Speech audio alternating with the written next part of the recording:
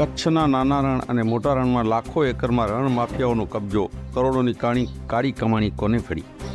એશિયાનું સૌથી મોટો મીઠા ઉત્પાદન સ્થળ એટલે કચ્છના નાના રણમાં અને મોટા રણમાં વર્ષો પહેલાં ગરીબ મીઠા કામદારોને જ્યારે ગુજરાતમાં કોંગ્રેસનું શાસન હતું એ સમયે અનુસૂચિત જાતિ, અનુસૂચિત જનજાતિ તેમજ ગરીબી રેખા હેઠળ જીવન નિર્વાહ કરતા પરિવારોને 10-10 એકરના જમીનના ટુકડાઓ સરકાર દ્વારા એ ગરીબોના પરિવારને જીવન નિર્વાહ કરવા અમુક સમય પૂરતા લીઝ ઉપર આપવામાં આવેલા હતા. એ સમયે આ વિસ્તારના ગરીબ મીઠા કામદારો માટે આ મીઠું પકાવવા માટેના જમીનના ટુકડાઓ આશીર્વાદરૂપ હતા. છેલ્લા 4-5 વર્ષથી મીઠાના આ ધંધામાં જિલ્લાના મોટા મોટા રાજકીય લોકો સાથે ગુંડાઓ અને રણ માફિયાઓ, જમીન માફિયાઓ હાથમાં અજમાવવા આવી ગયા છે.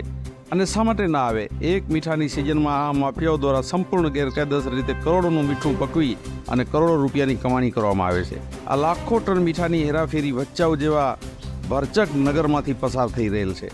આ રણ માફિયાઓ સરકારી અધિકારીઓનો સહયોગ પણ મેળવતા હોય છે, જેમાં પોલીસ, આરટીઓ તંત્ર, નાયબ કલેક્ટરશ્રી, વન વિભાગ, ગામના આગેવાનો સહિતનાઓ સુધી ખૂબ જ મોટી રકમના હપ્તાઓ ચૂકવતા હોય એવું લોકો કહી રહ્યા છે. કચ્છભરના અનેક સામાજિક રાજકીય આગેવાનો દ્વારા આ બાબતે સરકારી તિજોરીને ફાયદો કરાવવા અનેક વખત રજૂઆત, ઉપવાસ, આંદોલન કરવા છતાં આ રણની ગેરકાયદેસર પ્રવૃત્તિઓ અટકવાને બદલે સતત વધી રહી છે. સરકારી સંપત્તિની બેફામ લૂંટ અને અવારનવાર થતી જૂથ અથડામણ, ગેરકાયદેસર ફાયરિંગ, મારામારી એ સામાન્ય બાબતો બની છે. પોલીસ દ્વારા ધંધાના દબંગો તથા રણ માફિયાઓની સંપૂર્ણ માહિતી હોવા છતાં નાના ગુનેગારોને પકડી અને મોટા હિસ્ટ્રી શૂટર માફિયાઓને બચાવવાના આક્ષેપો આ વિસ્તારના માલધારીઓ કરી રહ્યા છે. રાષ્ટ્રીય એજન્સી દ્વારા જો આ વિસ્તારના દબાણો હટાવાય અને ગરીબોના જે અગરો છે એમને સોંપવામાં આવે તો સરકારી સંપત્તિની ઉગાડી લૂંટ અટકે અને ગરીબ લોકોને ફાયદો થાય. શું નામ છે કાકા તમારું? મારું નામ દેવસિંહભાઈ રમણભાઈ રબારી, ભચાઉ તાલુકા રબારી સમાજના પ્રમુખ. આજ આ બનાવ જે બન્યો છે કાલે રણમાં, ત્યારે જે આરોપી તરીકે નામ કાજા અમરા રબારી શિકારપુરના, એમાં એમનું નામ આપેલ છે કે કાજા અમરા રબારી 3 ને 32 ચામુડા હોટલે હતા. તે પછી 4-4:30 ની આસપાસ ભચાઉ જૈન દેરાસરની આજુબાજુ છે. તો અમારી એક એટલી વિનંતી છે કે સીસીટીવી કેમેરા અને એમનું લોકેશન ચેક કરી અને જો આમાં ક્યાંય પણ કસૂરવાન હોય તો એના અમે તપાસ થાય તો અમને કોઈ વાંધો નથી. પણ કોઈ આમાં ક્યાંય કોઈ રીતે પણ સામેલ નથી અને ક્યાંય પણ ગુનેગાર નથી, તો ખોટી રીતે કનડગત કરી અને કોઈના કહેવાથી અમારા સમાજમાં આ રીતે કોઈને ખોટી રીતે હેરાન ના કરે. પછી તેમના કુટુંબજનોને ઘરેથી શિકારપુરથી નિર્દોષ એમના ભાઈઓને ત્યાંથી પોલીસ લઈ આવી એના નિવેદનના પાને કે નિવેદન લેવાશે, આ લેવાશે, તે છે. પણ જ્યાં આ વિષય છે, વિષયનું હજી કોઈ તપાસ નથી થઈ અને મોરજી રબારીના નિર્દોષ દીકરા જે સાંજે 200-250-300 રૂપિયા મજૂરી કરી પેટ ભરી એનું ગુજરાન ચલાવે છે, એવા લોકોને ફફડાવે નહીં. એમના પાછળ કુટુંબીજનો ફફડે છે.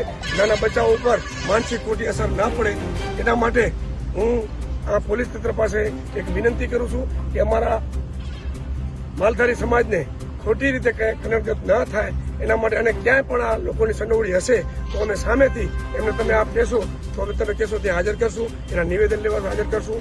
અને આ નિર્દોષ માણસોને પણ ક્યાંય તમને એવું લાગે નિવેદન લેવા તો તેના ઘર બેઠા પોલીસ નિવેદન લઈ શકે છે.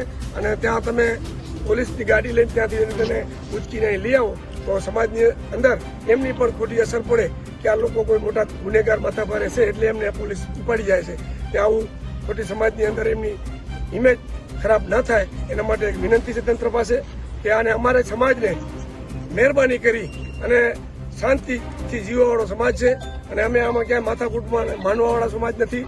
અને અમે માલધારી જીવન, મજૂરી કરી અને આ જીવન જીવવાવાળો માણસો છે. અને ક્યારે પણ અગાઉ પૂર્વ ક્યાંય બનાવ બન્યો હોય અને એમાં કોઈ શક્યા કશકા હોય એના આધારે અત્યારે હેરાન કરવામાં આવે તો આ વ્યાજબી નથી. ભીખાભાઈ વાઘાભાઈ રબારી. યુવાતમાં એવું છે કે આજે અમારે જે કાજાભાઈ અમરાભાઈ રબારી ના એક ફરિયાદમાં નામ આવેલ હોવાને કારણે તે એના સગા સંબંધીઓને બોલાવીને બેસાડી રાખ્યા છે. એ એક યોગ્ય નથી. અને આવા જે મજૂરી કરતા માણસોને બોલાવી અને કોઈ ધાક બેસાડવા માટેનું જો આવું કરતા હોય તો એવું એક રબારી સમાજ ચલાવી નહીં લે. અમે આની રજૂઆત કાલે અમારે આજે અમને નિર્દોષોને જવાબ લઈ અને નહીં મૂકવામાં આવે તો કાલે અમે આવતીકાલે જીએસબીને મળશું અને આઈજીને મળશું. મારો રબારી સમાજ મોટી સંખ્યામાં ભેળો થાય અને આવતીકાલે આવેદનપત્ર આપશે અને તાત્કાલિક રજૂઆત કરશે કે ભાઈ આવા ખોટા જે ગુનેગારો છે એની સામે ગુનો કરે એમને વાંધો નથી, પણ જે માણસો પોતાની મજૂરી કરતા હોય એવા માણસોને ત્યાં હેરાન ના કરે એના માટે અમારો સમાજ લડી લેવા માટે તૈયાર છે અને આવતીકાલે ડીએસપી કે આઈજીને મળી અને અમે આવેદનપત્ર આપશું. નામ મંગાવું છે ગમકાન તાલુકો રાપર જિલ્લો ભુજ છે. ને શું બનાવ બન્યો હતો?